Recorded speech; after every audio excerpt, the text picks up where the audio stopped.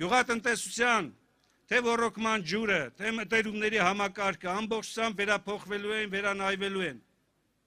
Փոքր ու միջին բիզնեսը ստանալու է անմիջական աջակցություն,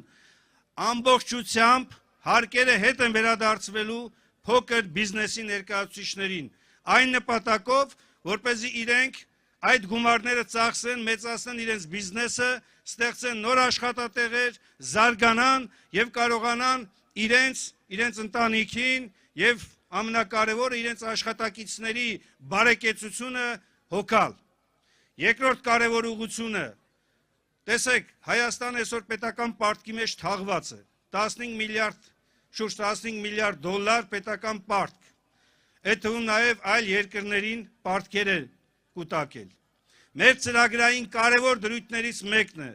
այդ երկրների պարտքերը վերադարձնելու փոխարեն այդ գումարները դրվելու են Հայաստանի բնության մեջ, ստեղծելով նոր անտառներ, նոր ջրային ռեսուրսներ, պաշարներ եւ վերածելու ենք Հայաստանը կանաչ Հայաստանի։